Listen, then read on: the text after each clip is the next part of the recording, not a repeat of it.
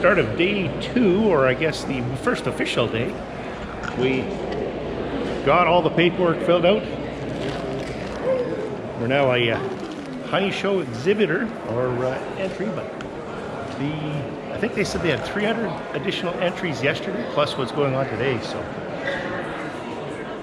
don't know if you can see all the honey samples at the back.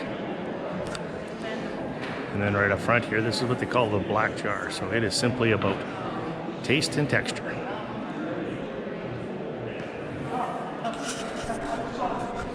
We got your candles and crafts.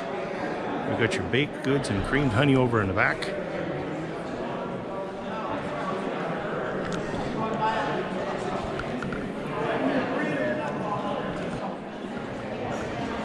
Quite the show. Let's go see some of the speakers. I hope you all are having a great time. We have a lot of cool things in store for you. We have great speakers. They're awesome beekeepers. They're great people. I've been asked so many times this year, what is it that makes Hive Life work? How are we able to get people in the door? How are we able to get vendors to come? How does it work? And I've sat down and thought about this because as much as I like to tell myself that I'm just that awesome, the reality of it is because you all are so awesome. It really is. Everyone besides Larry Sears, he's sitting right there. Anyhow, but no. That's pretty obvious. I've been to a lot of conventions in 40-some years, and I have to say, this is the biggest and the best. It's the best one I've been to.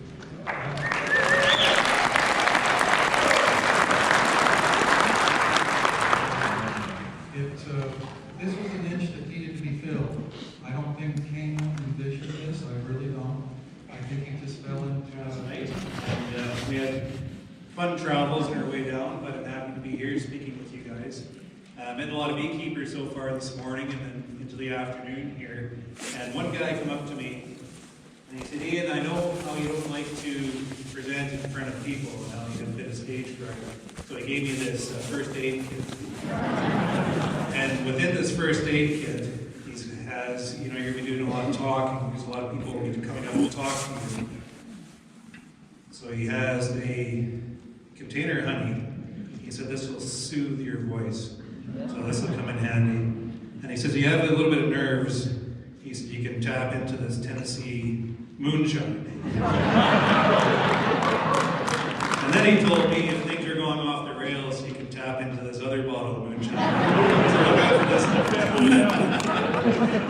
So I think I'll just keep this handy right here unless I need it.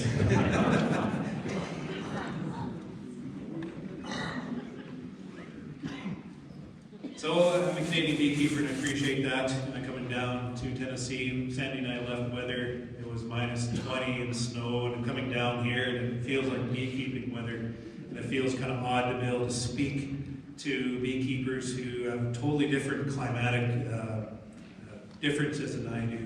So I just want to make sure you appreciate that when I'm explaining what I'm doing here, I'm not trying to tell you how to beekeep. I'm just trying to provide you a perspective on how I manage the bees and how I understand the bees. And I think if we all can just look at everybody else's management practices and understand how they're understanding their behavior, and then take that understanding back to ourselves to help ourselves manage these bees, we become better beekeepers. So you can review what I'm doing here in regards to just like adding perspective to the conversation. So being a kind of like a YouTube convention here, I thought it was appropriate that I put together a presentation about just kind of following my blog over the last couple of years. We went through drought and we went through a terrible winter and spring. And I thought it maybe provide you a little bit of perspective on how I was able to manage my bees throughout those conditions.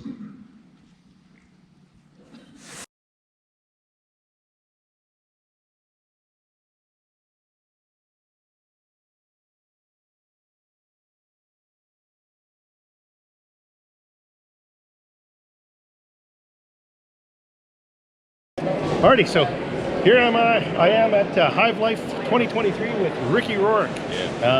he's going to go through and explain his horizontal hives for us. So, Ricky, Hey, take it. I've been with good viewer James for a while. You talk about a good carpenter, and I watch a lot of what he does and practices, and it's a real pleasure what you do. I mean, I appreciate it. yeah, I mean, you really do a lot of good work, and as a craftsman to a craftsman, your stuff is great. I appreciate it. And I keep telling a lot of the viewers, it's in the finishing. It's all in the finishing. It's in the finished work, so you can get away with some stuff, but. Yep. Yeah, But speaking of finishing, let's check some of these out. Yeah, we got a little top bar here, and it's just a typical top bar. One thing we did here a little bit different was just we added a handle to it because the comb tends to break, and this gives you something to roll the comb with. So That's a great idea. yeah, it was something a little different, but it's our first build of a top bar, and I'm sure there's somebody out there that's built one way better than we have. But it's our first shot at it, so we just want to put our little spin on it, So. And then right here, next to you right here, we actually had a gentleman that wanted a lance hive, and but he wanted a Langstroth frame, so our center is a lance. Oh, there you go. Something a little different. So you have a huge brood nest, and then the next area over, you're putting your honey in here, or another hive if you decide you want to do that. So it's a lot of fun being able to do that. For a really good friend of mine, and then the other side also does honey. Well, you know what? With custom built hives like this, you can do exactly that. You can make it whatever you want. And that's the fun thing about a horizontal hive. You can really change it up and do it different ways, So. Perfect. Excellent. And then you got a flow hive by the looks of it. Yeah, we put a little flow hive and a horizontal hive. Everybody's giving me a hard time all the time, but I keep a couple flow hives in my backyard. Yeah. The neighbors love it because when their honey jar is empty, they come on over, we fill it up, we have a couple glasses of mead or maybe a glass of wine, and it's a great time. So.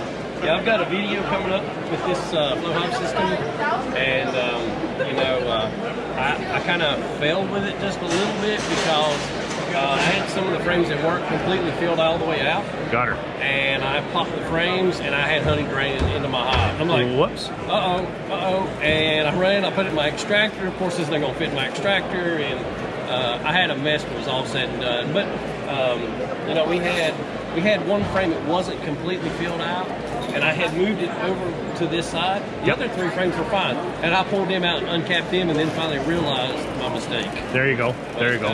It's learning as you go. Absolutely. So do you wax your flow frames? That's something I didn't do, but if I had to do all over again, I would have definitely waxed my frames. I've waxed mine, and they seem to fill it up way quicker. better. Yeah, way quicker. And of course, you only have to do it the first time. After that, then they take care of it. My first year doing it, my hive actually got weak and got hive beetles and didn't even get to use the system. So here I built something, and I was so excited about it, and then it failed. That's the way it goes. We're lucky up in where I'm at anyways. I mean, I think Ian's starting to get them over in Western Canada, but in Northern Alberta, we have no hive beetles. So let's just hope we keep it that way. We don't have as many up there in the mountains, but when we do good, they get really bad. Got her. And then we got some over here like we made for Greg Burns. And it's a fun little hive. It's like a teaching hive. You have people come over, they look through the viewing window.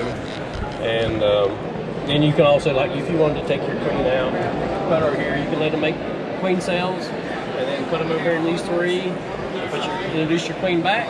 And away you go. Easy way to do some queen rearing. There you go. So you get up to 4 nukes in there. Yeah, you can do 4 nukes in one big hive, and you can play with that a little bit. So. Right on. That's pretty slick too. Yeah, that's just some of the things we can do, and like, James here, you could probably get up with him and he could make something like this, and just try something a little different, Absolutely. Well, I'd be phoning you. Hey, what do we do here? I know you can figure it out quite easily from watching your projects and stuff. So. Excellent. Yeah. All right. And I do appreciate James driving all the way from Canada to coming down here. That's awesome to see. More people out of the United States coming down to be with us, and if I ever was to get a chance to go up into Canada, I would take it to come up there and meet you guys. You're welcome anytime. Absolutely anytime. Yeah, let's do summer because y'all's winter's not fun. Well, there's a sample of what he's got. He's got 4 or 5 other types here as well. Yeah. So part of the joy of coming down to these conferences. So you get to meet people like this, get to see what's out there, the different thoughts, and you know what? The sky's really the end. So, you know, just keep going and keep going and keep going. That's right. Excellent. James, Well, I appreciate you, brother. thank you very much. Yeah. All right, we'll move on to another one. Stay tuned. Well, and how do you finish off day 2 of the Hive Life 2023 conference?